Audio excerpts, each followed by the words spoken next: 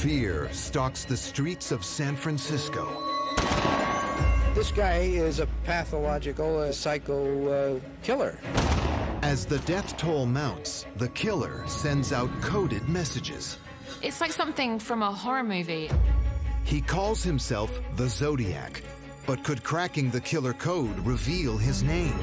He sets up this one by saying, "My name is."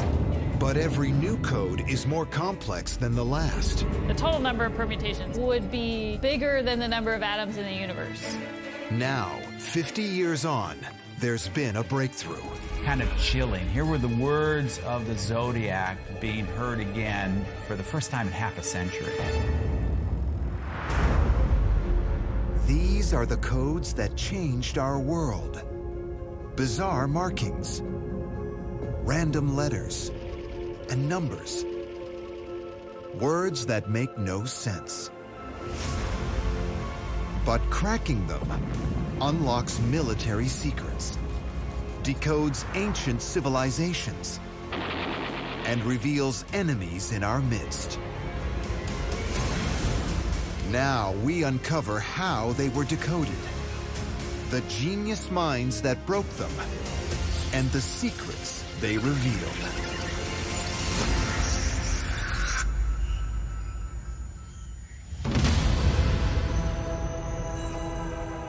San Francisco, Northern California, 1968, the week before Christmas.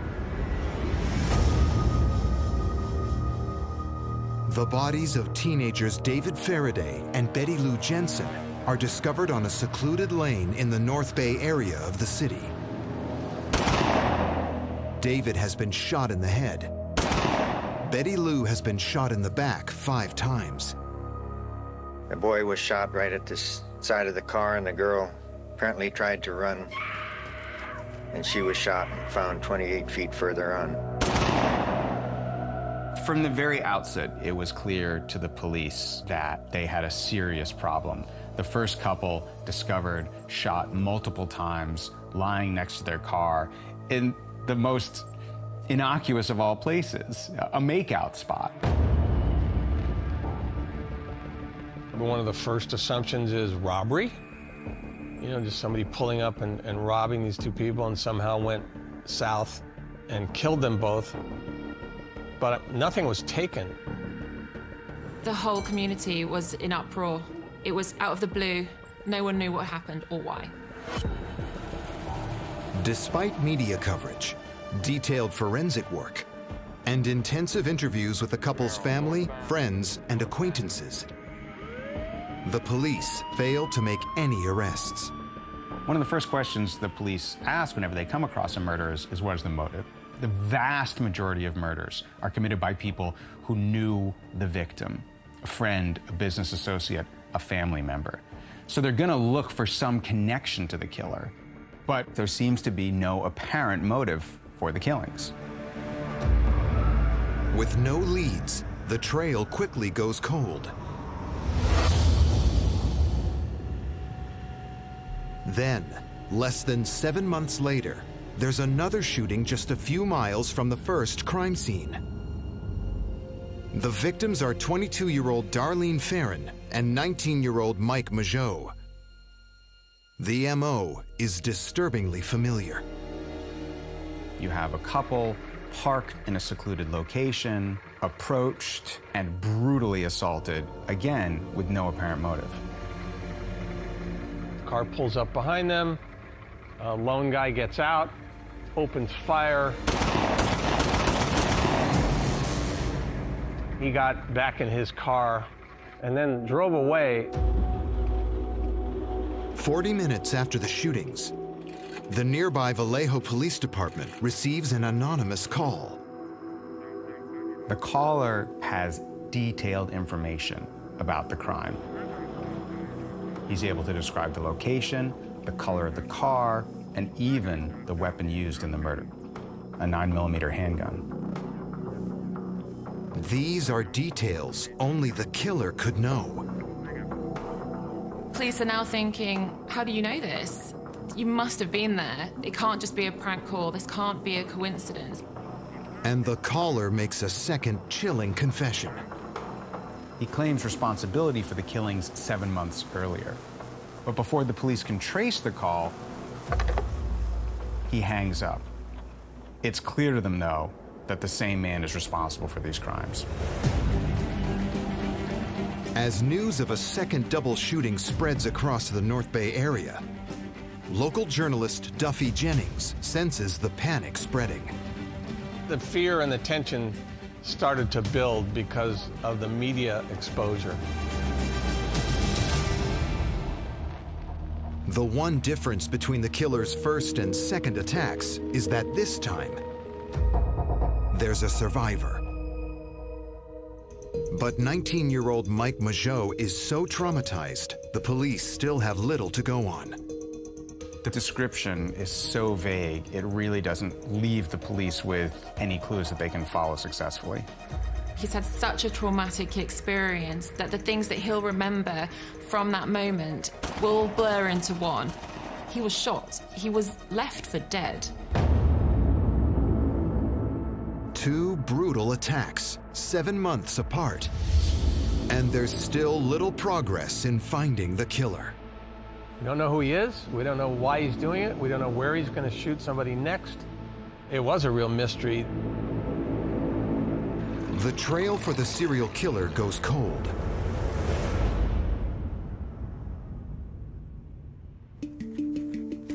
Then, 8 months after the killing spree began, there's an astonishing twist. Someone claiming to be the killer sends handwritten letters to 3 local newspapers. This is a really unprecedented set of circumstances. A killer that is openly communicating about the crimes they've committed. The letters contain unpublished details that only the police and the murderer could know. And each letter carries the same strange sign-off. When the killer wrote to the newspaper signing off with this symbol, which was a circle with cross lines in it, everyone immediately took that to mean the crosshairs of a rifle scope. The killer sends more than just the letters. Each of the newspapers also receives a sheet of paper covered in strange combinations of letters and symbols. They were circles with lines through them, triangles, and everything had this kind of crude, handwritten quality. It is the killer's personal and very deadly code, containing more than 400 letters and symbols. Police are not trained in espionage. This is not their area of expertise. So when they receive this code, it's just out of their league. To focus police attention on his mysterious code, the killer promises that cracking it will reveal his identity. Police work is based on a specific methodology, forensics, and looking at the crime scene and speaking with witnesses, and now they're getting this mysterious code directly from the killer themselves. They just don't know what to do with it. The police reach out to the FBI's top cryptologists. But cracking the strange code isn't the investigators' only problem. Because the killer's letter also contains a threat. Print a section of the code on the front covers of the 3 national newspapers, or the body count will keep rising. The newspapers are the thing that everybody reads, that everybody will see. You're going to get out to a lot of people to make sure that you are noticed. He's letting people know that he's here. In a bid to prevent any more deaths, the decision is made to concede to the killer's demands.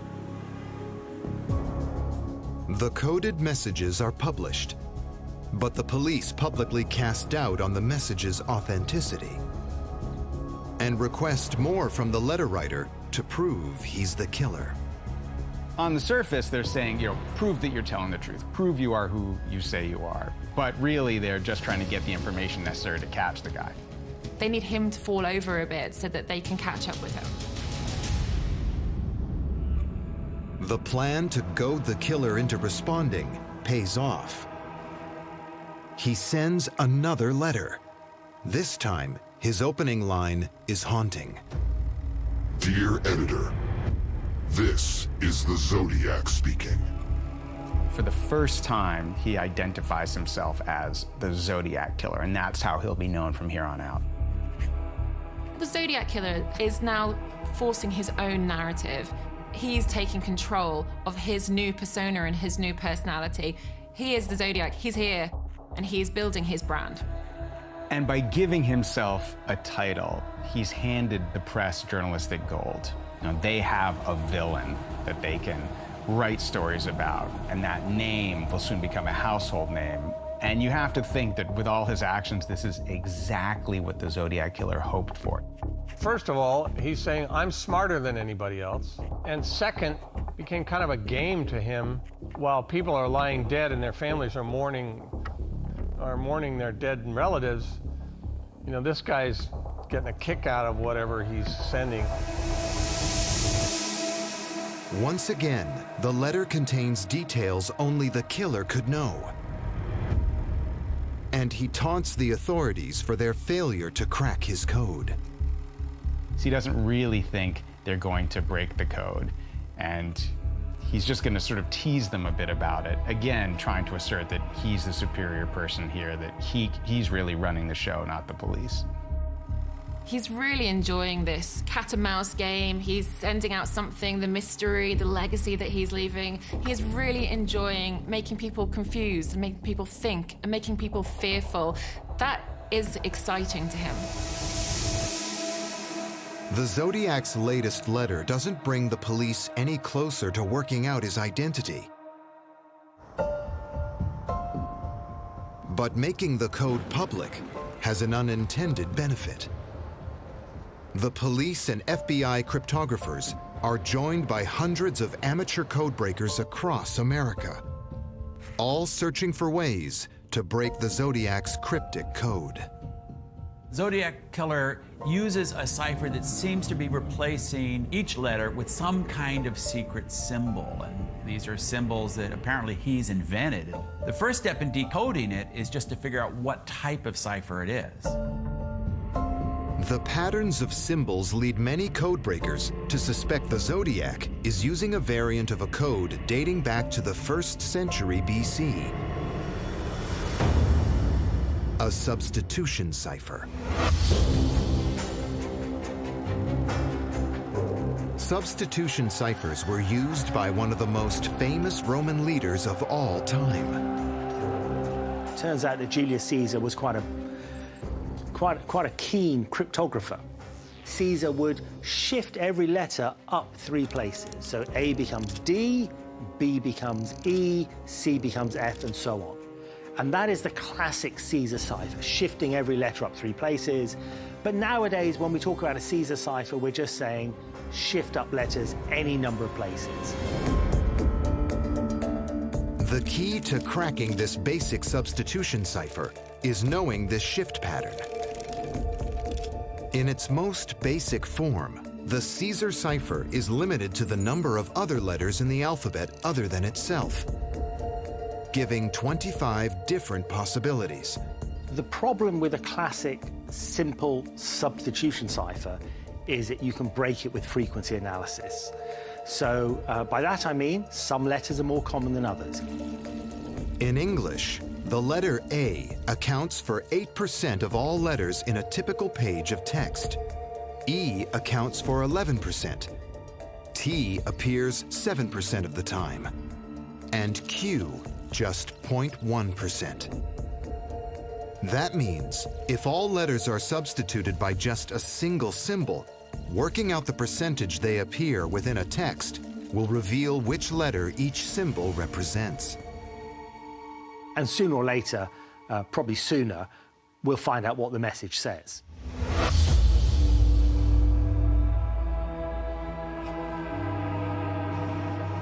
The FBI cryptologists and the amateur codebreakers suspect the Zodiac is using a substitution cipher.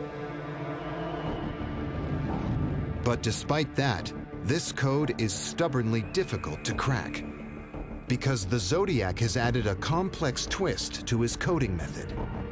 It's immediately clear that this is not a one-to-one substitution of the English alphabet, because in the English alphabet there are only 26 letters. Even if you add in the numbers from 0 to 9, the numerals, it's still not enough. There's something else going on. There are more than twice the number of symbols in the Zodiac's code than there are letters in the alphabet. Cryptologists suspect he's using more than one symbol to represent the same letter. For example, for the A, you might have the number 1, or the letter M, or another symbol. So you have several symbols to choose from. And that means frequency analysis on its own isn't enough to break the Zodiac's code.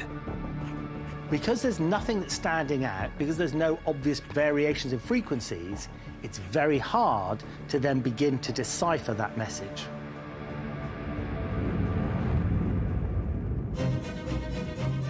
As efforts to crack the Zodiac's code continue, the unknown killer remains at large. The feeling of terror across San Francisco intensifies.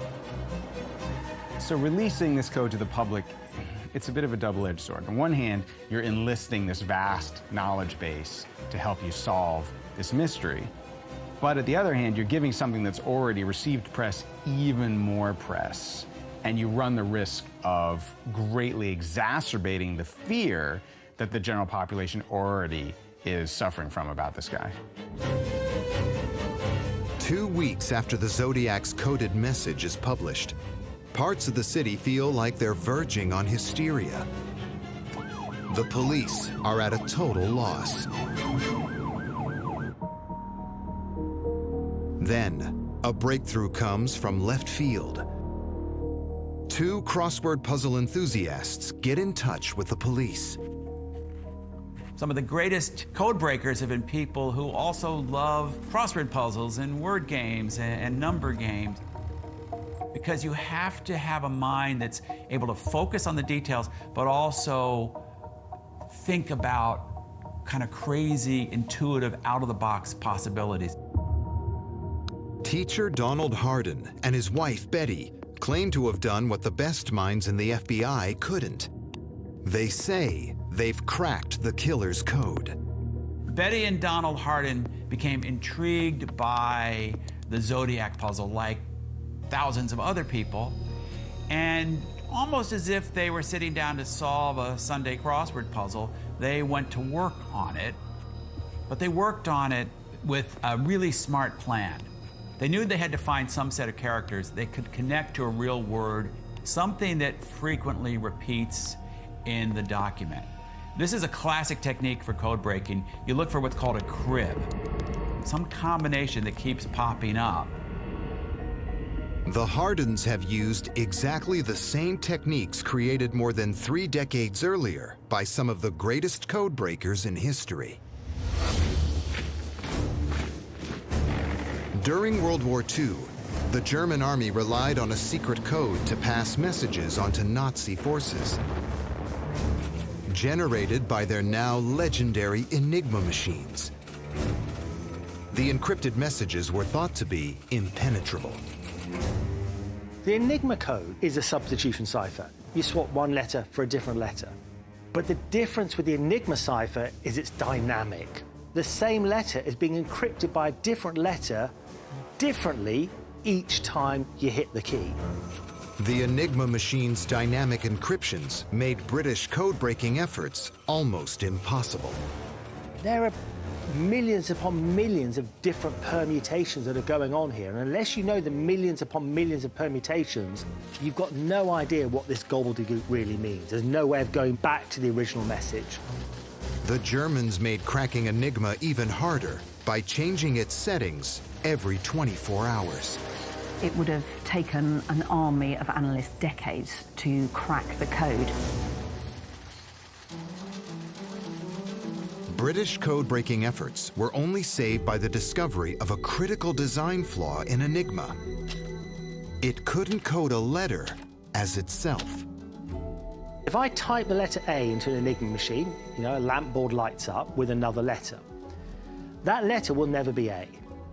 If I type B, B will never light up. C will never light up. And it narrows down all the possibilities. It was a critical breakthrough for British codebreakers. They just needed to find a way to exploit their discovery. So they look for things called cribs, which are essentially repeating words. So this might be Heil Hitler, which was used frequently as a sign-off. If we can match one word that you've guessed in the message with a bit of the encrypted message, then you can begin to pin down the settings of the machine. Enigma settings were changed at midnight. So to give them as much time as possible, the British codebreakers hunted for cribs to Enigma's daily codes in one of the most mundane early morning transmissions.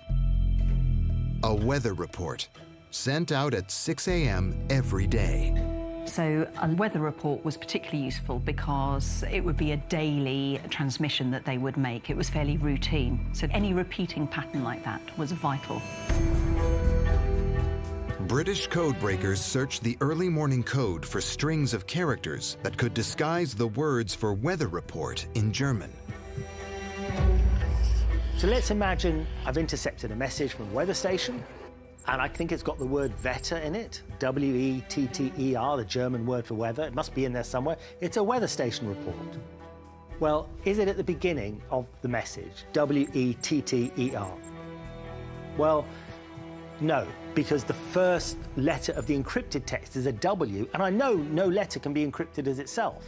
So I shift the Wetter along a little bit until I find the word Wetter encrypted with 6 completely different letters. Now, that doesn't mean that's the right place for Wetter, but it tells me that it's potentially the right place. So if they identified a word that was repeating, such as weather report, that would give them all of those individual letters, which was a massive key to then unlock the rest of the day's coding. It was a huge advantage. Weather report was the first of many cribs that British codebreakers correctly deduced. All these cribs were key to cracking Enigma. It provided British intelligence with some of the German military's most closely guarded secrets. Once you know how these messages work, it's very easy to guess the cribs, and you're cracking them more and more quickly as the war progresses. All of this information was absolutely vital to the Allied war effort. People now looking back say perhaps it shortened the war by even up to 2 years.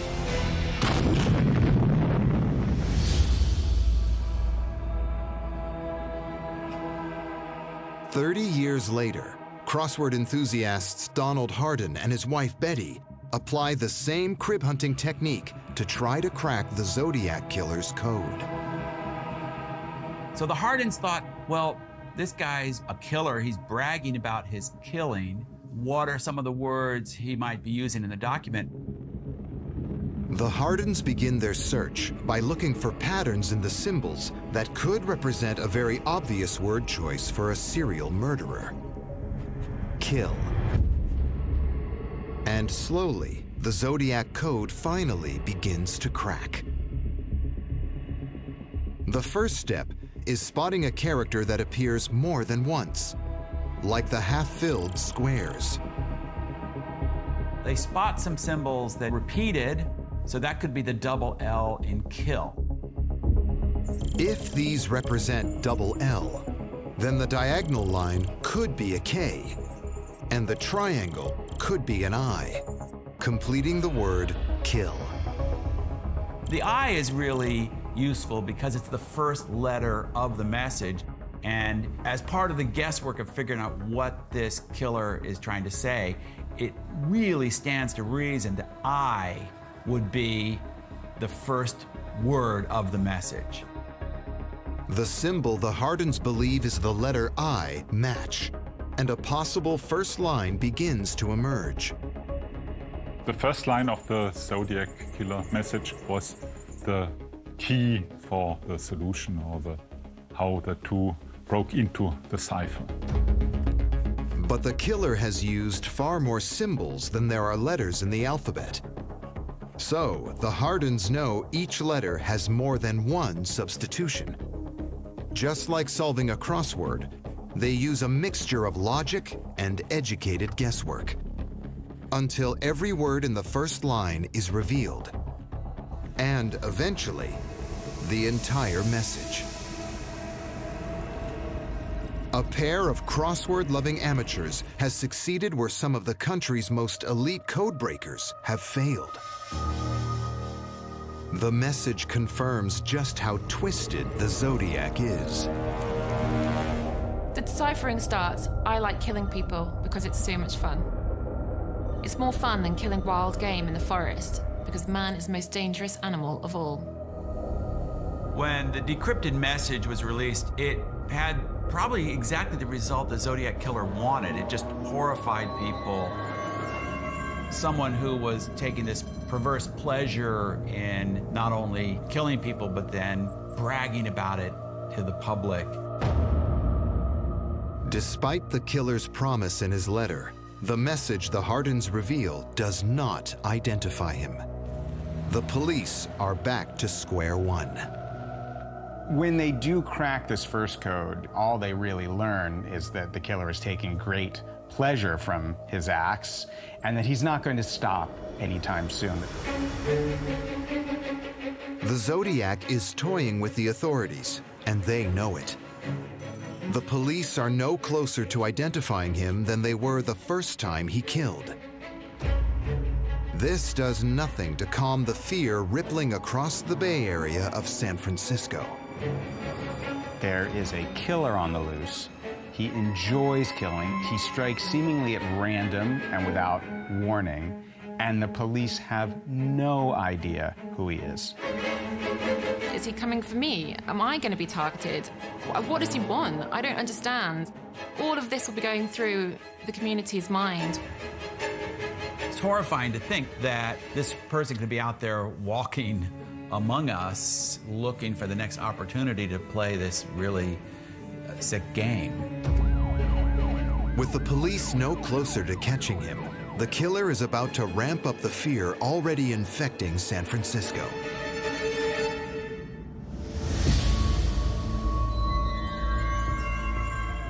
September 27th, 1969. Less than 3 months after the second Zodiac killings, the Napa County Sheriff's Office receives a phone call. It is from the Zodiac Killer. He has struck again. And he wants to be sure the police know it was him. The caller at the time couldn't know that the police had already been tipped off by a local fisherman, so they were on the scene. They were already investigating the crime when this call comes in. At Lake Berryessa, north of San Francisco, college students Brian Hartnell and Cecilia Shepard have been stabbed multiple times and left for dead. The latest attack carries many of the hallmarks of the Zodiac. And this time, the attacker has left behind a calling card. There is the message left on the side of the victim's door with the dates of the Solano County murders, and ours, along with other items that are on there, have definitely indicated to us that they're one and the same. This is a killer that is going to spend time setting up the scene. He's communicating a message to whoever's going to discover his victims. Police and park rangers combed the scene for clues until late yesterday. It was here the couple was picnicking, and here a man in a mask robbed, tied, and stabbed them, leaving them for dead. The Zodiac has now attacked 6 innocent people, but once again, the killer has slipped up. When the police reach the scene at Lake Berryessa, both victims are still alive. Sergeant Bill White was first on the scene. The guy told us to take the money. He said, I don't want it. Says, all I want to do is kill you people. I have to kill you. Well, he started stabbing the kid in the back. Real nice college kids just stabbed for no reason at all. I never witnessed anything like it before. So Cecilia is able to give some clues as to the appearance of the Zodiac killer, but her wounds prove fatal and she doesn't survive. So the Zodiac killer has attacked 6 people, 4 of them have been killed, and still the police, beyond this vague description, have no idea who they're dealing with. Any hopes for a detailed description of the Zodiac killer now lie with Brian Hartnell. He has been stabbed 6 times, but miraculously, none of his injuries are life-threatening. For the first time, police have a full description of the attacker. Can you describe for us what your attacker looked like? He was of medium to short height, and he had this black hood on, came clear down to here. Just little slits in the eyes, and where, you know, these clip-on glasses. An artist's impression of the Zodiac, based on Brian Hartnell's description, is released to the public.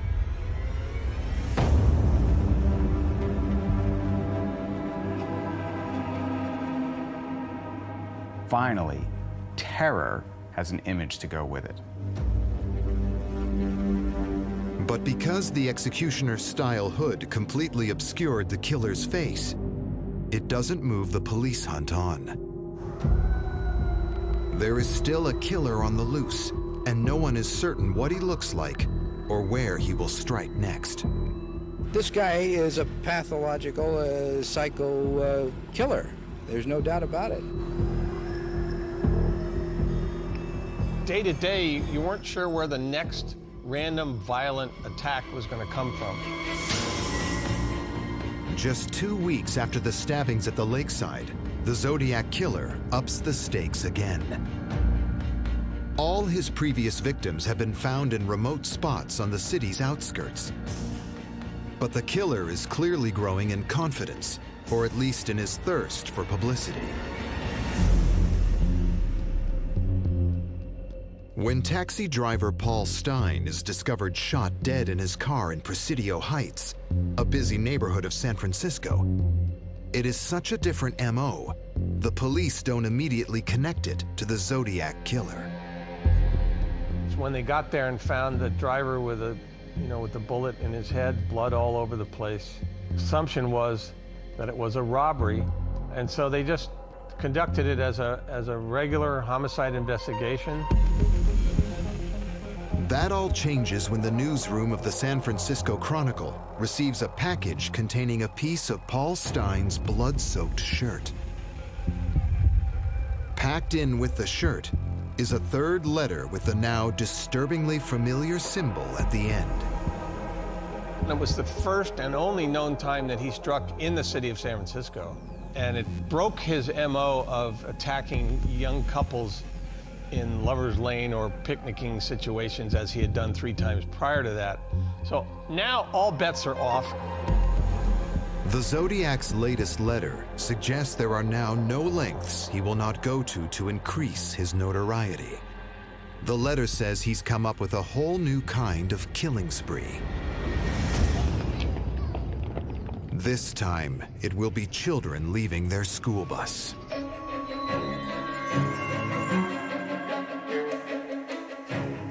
With the letters threatening more killings, threatening to shoot kids coming out of a school bus, now the entire region is gripped in this fear of the unknown potential killer. Police respond extraordinarily. They put out extra patrol cars. They assign police to monitor the school buses. The bus patrol started first in this county Wednesday. Police units from various agencies using marked and unmarked cars follow buses on their runs to and from schools. They're trying to do everything possible to prevent the attack that the Zodiac killer has threatened. The massive patrols are responses to the Zodiac killer's threat to stop a bus and shoot children. Local beat cops work up a picture of a man seen near the Stein killing. Could this be the face of the Zodiac killer? If it is, it still produces no leads. For 10 months, the Zodiac killer has terrorized the San Francisco area. He has brutally slain 5 people and seriously wounded 2 more. Although the killings and threats have continued, one thing has stopped. Since his first elaborate Caesar cipher, cracked by 2 crossword buffs, there have been no further codes. But 3 weeks after the murder of taxi driver Paul Stein, a new code is delivered to the San Francisco Chronicle. And this one is far more complex than the Zodiac's first attempt. The killer realized that his first message was broken pretty soon, so he added another step of complexity to the second one. He probably still wanted it to be solved, but he wanted to make it harder. The Zodiac's new cipher contains 63 different symbols, 9 more than his first, and the message is 80 characters shorter. These 2 changes make cracking this code a monumental challenge. The shorter the message, the fewer words are going to be repeated, the fewer opportunities you have to check what might be a common substitution. So it's clear at this point that whoever is conducting these killings is an intelligent individual, that he has some type of plan in mind, and now he's raised the complexity of things with this new code. You get the sense that he was taking this perverse pleasure in this game. Amateur and professional cryptologists work around the clock to try to crack the Zodiac's latest message. Over the next 5 months, the killer sends a further 2 letters to the newspapers, mocking the police further for their failure to catch him or crack his latest code. It's almost as if he got more of a kick out of hiding in plain sight, if you will, almost than the actual murders themselves.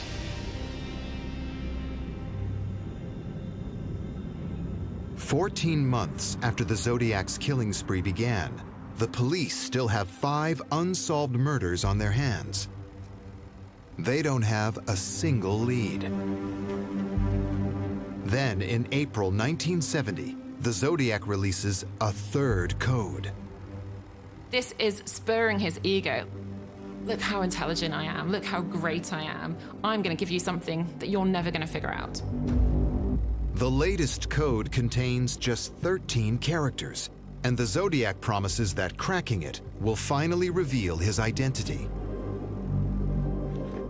But no one can crack it, because that's impossible.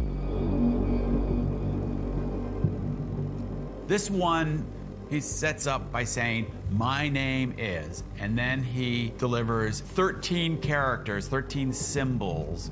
That made it essentially impossible to decrypt if it wasn't closely related to one of his previous ciphers. If the message is short as it is here, it's not possible to check if your assumption is correct. The whole 3rd code is nothing more than yet another opportunity to taunt the police for their failure. Hundreds of people sat down to try to break it and came up with plausible sounding explanations, but pretty much any 13-letter word might be plausible. There was no way to prove or disprove even the likelihood that one explanation was better than another. Something is changing in the Zodiac killer's approach. Killing seems to be taking a back seat to increasingly bizarre demands for publicity. An increase in threatening letters, a diagram of a homemade bomb he warns he's going to plant somewhere. He even demands that the public starts wearing buttons carrying his notorious signature symbol. These are thoughts of a delusional person. His narcissism's gone to a different level here. I'm now impatient. You need to do what I'm telling you to do. Why haven't you seen how great and powerful I am before now? When the demand that people wear his symbol fails, the Zodiac sends a 4th code and a map. He claims that combining the map with the 32-character cipher will reveal the location of a bomb. So the police have this map, but they need to break this code if they're going to get what seems to be a vital piece of information. The coordinates where the bomb is hidden, and hopefully save some lives. He's no longer boasting about his achievements. Instead, he's sending a warning. A warning with just one purpose: fear. He's now changed his tactic, and he's doing it to try and build that fear. He wants the recognition from further afield, and what's more recognizable? Well, an act of terrorism. But if the bomb's coordinates really are hidden within the 32-character cipher, codebreakers fail to reveal them. No explosion is ever reported. It is the last code the Zodiac ever sends. The letters, however, do keep coming.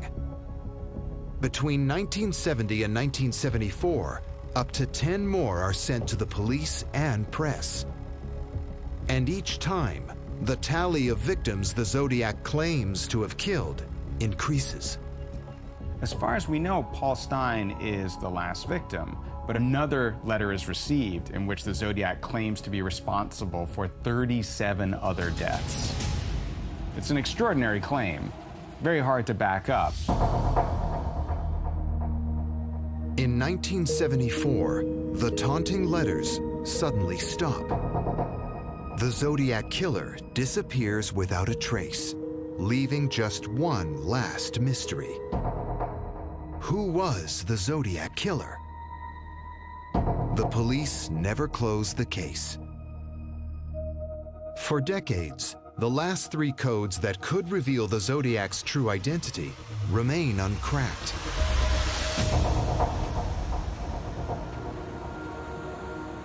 Until 2020, half a century after the killer sent out his second and most complex cipher. When a team of amateur codebreakers spread across 3 continents attacks the second Zodiac cipher with cutting-edge software. They had tools at their disposal that just didn't exist in 1970. By 2020, there was no question that computers could easily handle running thousands and thousands of tests of different possible substitutions. The team suspects that after creating his substitution cipher, the Zodiac may have mixed up the symbols using a pattern known only to him. If that was the case, then before they can even start on his original cipher, they have to unscramble the symbols. If a message in some kind of cipher has been manipulated, jumbled up in a way that rearranges all the letters, first you have to solve that layer. You have to get back to what the original cipher was, and then you can go to work trying to break that cipher. The team tests this theory by using the message he sent as a starting point and trying to work backwards to reconstruct the killer's original cipher. Hackers call this reverse engineering. It's very difficult to decrypt a message when you don't even know which direction it's written in. So what they were trying to do essentially is reverse engineer whatever kind of grid or algorithm the Zodiac was using in creating this cipher. The team's computer program generates 650,000 possible versions of the encrypted text. Any one of them could be the Zodiac's original ciphered message. So, like, there was no guarantee that this would work, right? It could be that the right permutation was not in their list because the total number of permutations would be bigger than the number of atoms in the universe. The codebreakers run all 650,000 versions through a decryption program they have created. Its sole purpose is cracking the Zodiac code. In the scramble message, nothing's repeated. It's all random. But if you can get the randomness out of it, now you can start looking for those telltale repeats of certain groups of characters that could stand in for certain words. For weeks, the decryption program produces streams of garbled text. Then, on December 3rd, 2020, many months into the project, they make a breakthrough. On one of their many versions of the descrambled message, they started seeing some recognizable words. They saw the phrase, "I hope you are," and then elsewhere on the page, "trying to catch me." Painstaking analysis reveals the successfully decrypted words were read in a diagonal direction, starting in the upper left corner and moving across 2 places for every subsequent line. Now they had strong clues about how the original message was scrambled. In effect, they'd reverse engineered the Zodiac's system. So once you know the pattern for how to reorder the symbols, and you think you've got a lot of the words correct, you can lock in those words and look for substitutions for the remaining letters to try to crack the rest of the cipher. The team modifies the decryption software and runs it again. And after more than 50 years, the Zodiac's second code begins to break. After going through this process, the team was faced with an almost complete paragraph. The first line reads, "I hope you're having lots of fun in trying to catch me." This was a real breakthrough and also kind of chilling. Here were the words of the Zodiac being heard again for the first time in half a century. Mirroring events of more than 50 years ago, it's amateur code breakers who finally break into a Zodiac code. Many were hoping that breaking the second code would finally nail the identity of the man who terrorized San Francisco half a century ago. It doesn't, which is no surprise to those who've studied him. This code is repeating the same lines, the same things, how he enjoys killing, and he doesn't mind dying. But this doesn't necessarily mean this is what he's thinking. This is bravado. The Zodiac is constantly putting out there that he's going to reveal himself, he's going to tell the police what they want to know, he's going to come out. But why would he? The ciphers, the codes, that's what's keeping him alive. If he was a real person, then that would all disappear. We wouldn't have this legacy and this myth that surrounds him. So he was never going to give anything away. The true identity of the Zodiac killer remains unknown. We still don't know who Zodiac is or was, if he's alive, if not, if he is, where is he? That's what keeps this story going, is the questions that don't get answered. 2 of the Zodiac codes remain unbroken, and it's possible they do contain clues that will one day reveal the identity of one of history's most notorious serial killers. But based on the contents of the messages that have been decrypted so far, that seems unlikely. We're still left with the question whether his name is really in that code at all, or is it just another hurdle for the authorities to jump over? I'm sitting here 50 plus years later, still trying to answer the question. I think this will just be one of those cases that we probably will never know. Would cracking all of his codes give us the final pieces of the puzzle? Would we know the full extent of his crimes, and would we understand the mind of that killer? Perhaps, but that requires us to crack those codes. The fact that there are still these uncracked codes out there means people will continue to obsess over the Zodiac, try to break these codes, try to figure out who he was, which in kind of a chilling way is probably exactly what the Zodiac killer intended.